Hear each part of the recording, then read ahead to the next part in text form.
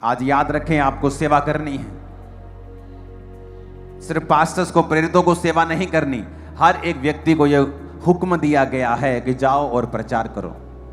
उसके पीछे आपकी बरकतें छुपी हैं, उसके पीछे आपकी लाइफ की बेस्ट चीजें छुपी हुई हैं जो खुदा ने रखी हुई हैं। चाहे आप बेहतर हैं, बेस्ट हैं, गुड कैरेक्टर में हैं, तब भी वो चीजें आपकी लाइफ में एंटर नहीं करती जब तक आप इस वर्ड को फॉलो नहीं करते। जब आप फैसला करते हैं कि मैं सेवा करूंगा, जो ब्लेसिंग आपको 15 साल बाद मिलने वाली है, जो डिले में है, परमेश्वर उसको जल्दी और बेस्ट आपकी लाइफ में भेजना शुरू करता है। आप एक बड़े डॉक्टर हो सकते हैं, लेकिन आपकी मेजर मिनिस्ट्री है प्रचार करना। आपकी सेकेंडरी मिनिस्ट्री है लोगों को हील करना एक डॉक्टर के रूप में। प्रचार करने के लिए आपको माइक थोड़ी चाहिए, आपको स्टेज नहीं चाहिए। आप जहां हैं वहां प्रचार कर सकते हैं, मोहल्ले में कर सकते हैं, रिश्तेदारों को कर सकते हैं। जब आप सेवा में होते हैं, आप प्रोटेक्टेड होते हैं। प्रभु आपका एक्स्ट्रा ध्यान रखता है, एक्स्ट्रा ब्लेसिंग आपकी लाइफ में होती है,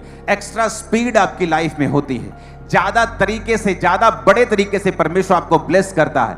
और वो चीजें होती हैं जो एक नॉर्मल विश्वासी अपनी लाइफ में हासिल करने में समय लगाता है और समय लगता है, और लेकिन आपकी लाइफ में वो जल्दी होता है। आपको सेवा के लिए उत्साहित रहना है। बाइबल कहती है, जब हम 2 तिमुथियुस पढ़ते हैं, पर जितने मसीह यीशु में भक्ति के साथ जीवन बिताना चाहते हैं वो सब सताए जाएंगे। परसिक्यूशन एक ऐसा दुख जिसका वायदा किया गया है कि परमेश्वर कहता वो उनकी जिंदगी में आएगी जो लोग अच्छी तरह से भक्ति के साथ जीवन बिताएंगे और राइचियसनेस में होंगे, ये उनके जीवन में होगी। परमेश्वर ने कहा वो धार्मिकता के कारण तुम सताए जाओगे।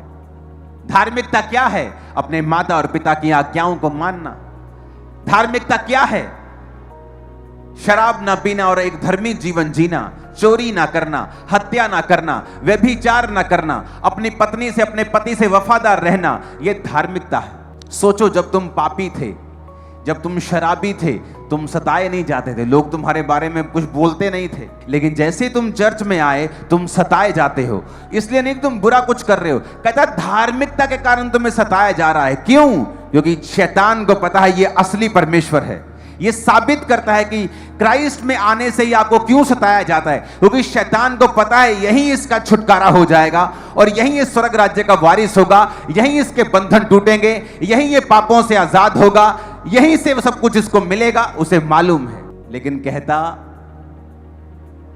तुम्हारा मेडल है, अगर तुम्हें मेरे नाम के कारण सताया जाए, ये तुम्हारी उपलब्धि है। सोच लो कि तुम्हें मेडल मिल रहे हैं, किसी को सिल्वर, किसी को ब्रॉन्ज, किसी को गोल्ड। कहता जितना बड़ा सताव उतना बड़ा मेडल। ये हमारा मेडल है, ये हमारा अचीवमेंट है। कहता इससे आनंदित होना। परसिक्यूशन से बचने की कोशिश मत करो। अपने जीवन में अपना सबसे बड़ा साथी परमेश्वर को बनाएं और उससे हर बात शेयर करें, उसे इग्नोर ना करें। अगर आप उसे अपना साथी बनाएंगे और उससे प्रेम करेंगे, वो लाइफ टाइम आपके संग रहेगा, आपको शर्मिंदा नहीं होने देगा। वो आपकी हर चीज को कंप्लीट करेगा, हर कदम में वो आपके साथ होगा। उसको पहला माने, उसको प्रथम प्यार करें। चाहे आपकी एंगेजमेंट हो गई है, लेकिन आपका साथी आपको छूने ना पाए जब तक आपकी शादी नहीं होती, क्योंकि आप परमेश्वर के हैं। यूहन्ना 15 उसकी 18 से 20 में लिखा है, यदि संसार तुमसे बैर रखता है तो तुम जानते हो, क्योंकि उसने तुमसे पहले मुझसे बैर रखा है। यदि तुम संसार के होते तो संसार अपनों से प्रेम रखता, इस कारण कि तुम संसार के नहीं, वरन मैंने इस संसार में से तुम्हें चुन लिया है, इसीलिए संसार तुमसे बैर रखता है। जो बातें मैंने तुमसे कही थी, दास अपने स्वामी से बड़ा नहीं होता, याद रखो उन्होंने मुझे सताया तो तुम्हें भी सताएंगे, मेरी मानी तो तुम्हारी भी मानेंगे। वचन कहता है, परमेश्वर ने कहा उन्होंने मुझसे व्यर्थ बैर किया। अगर उसने हरे भरे से ऐसा किया तो सूखों के साथ वो क्या कुछ नहीं करेंगे। लेकिन मैं बात एक बताना चाहता हूं। वचन कहता है कि जब इजरायली मिस्र में थे तो परमेश्वर ने उनसे कहा कि मैं इनको बढ़ाऊंगा और फूलूंगा और फुलाऊंगा। और वचन कहता है जैसे जैसे मिस्री उनको दुख देते गए, इजरायली बढ़ते गए और फलते गए और फूलते गए। ये सताव कलीसियाओं को खत्म नहीं कर सकता है, ये सताव कलीसियाओं को वहां लेके जाता है जहां कलीसियाएं अपनी प्रार्थना से भी नहीं जा सकती, जहां कलीसियाएं अपनी मेहनत से नहीं जा सकती। आप एक बीज हो, जब दुश्मन आपको खिलारने की कोशिश करेगा, छितेरने की कोशिश करेगा, बिखेरने की कोशिश करेगा, वो एक्चुअल में एक फसल का इंतजाम कर रहा है जो आप देखने वाले हैं। क्योंकि वो बीज जो उसने छितेरे और बिखेरे हैं वो फसल बन जाएंगे। परमेश्वर कहता है उनकी धमकियों से मत डरना, मैं तुम्हारे साथ हूं, मैं तुम्हें वहां फैला दूंगा जहां तुम पहले कभी नहीं जा पाते थे। और कहता स्वर्ग में तुम्हारे लिए बड़ा फल है।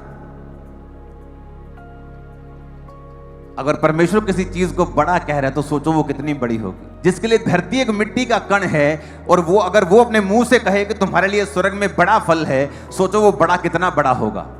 नॉन इमेजिनेबल बड़ा होगा, संभाल नहीं सकोगे इतना बड़ा होगा। ऊंची आवाज में को हालेलुया।